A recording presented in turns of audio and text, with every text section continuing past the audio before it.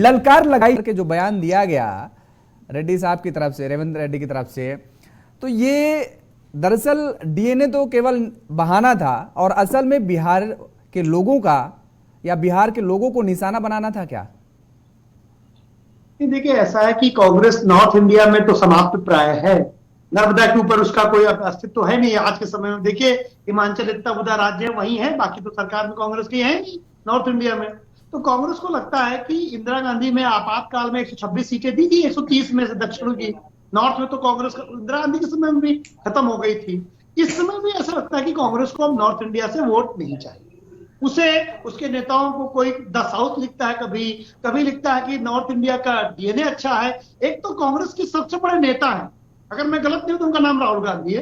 तो वो ये कहते थे कि उन्हें दक्षिण के आम पसंद है, उत्तर प्रदेश के आम पसंद नहीं है। वो कहते हैं उन्हें तो दक्षिण की राजनीति पसंद है, उत्तर की राजनीति पसंद नहीं है। तो ये डिवीजन कांग्रेस पार्टी के सर्वश्रेष्ठ नेता, अगर उन्हें आज माना जाए, वो अध्यक्ष तो है नहीं, तो मान लिया जाए कि अनडिस्प्यूटेड नेता कांग्रेस पार्टी के वही हैं, तो वो भी नॉर्थ और साउथ का डिवीजन कर चुके हैं। तो दक्षिण और उत्तर का जो राजनीतिक बंटवारे का कांग्रेस खेलने की कोशिश कर रही है, ये देश के लिए दुर्भाग्यपूर्ण बात है, क्योंकि कांग्रेस सबसे दावा करती है कि सबसे बड़ी पार्टी है। टेक्निकली कांग्रेस सबसे ओल्डेस्ट पार्टी नहीं।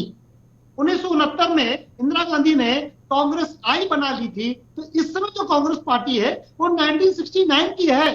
जो 1885 में कांग्रेस बनी थी वो 1969 में खत्म हो गई थी। जब इंदिरा गांधी ने निर्दलीय राष्ट्रपति प्रत्याशी को समर्थन दिया था, तब कांग्रेस के ऑफिशियल अध्यक्ष थे, जो कि दक्षिण से ही आते थे, उन्होंने इंदिरा गांधी को कांग्रेस पार्टी से निकाल दिया था। तब इंदिरा गांधी ने 1969 में कांग्रेस आई बनाई, कांग्रेस इंदिरा।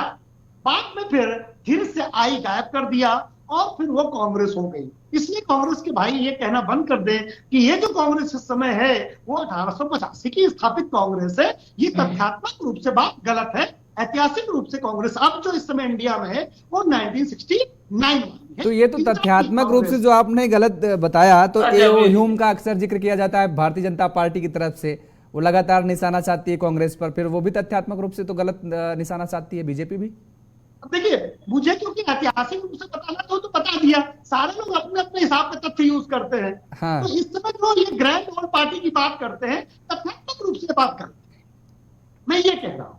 दूसरी बात रही कांग्रेस की, एक सेकंड दीजिए बस। जी, कांग्रेस के हमारे भाई ने कहा कि बी आर अम्बेडकर जी ने कहा था कि हिंदू धर्म में समस्या है, इसलिए इसे हम मतलब वगैरह वगैरह। मैं तो अपने मुंह से नहीं कह सकता। बी आर अम्बेडकर जी ने इस्लाम धर्म के लिए भी कुछ कहा था, उसमें तो कांग्रेस कभी नहीं बोलती बी आर अम्बेडकर को कोट करती है। इस्लाम के लिए भी कहा था। हिंदू धर्म में जातिवाद है, ये कमी थी। हमने सती प्रथा था, वो कमी थी। लेकिन सती प्रथा आया क्यों था भारत में? सती प्रथा क्यों आया? विदेशी आक्रमणकारियों को जो हमारी बहनों की इज्जत लूट लेते थे, उस इज्जत से बचाने के लिए। और वो विदेशी आक्रमणकारी कौन थे?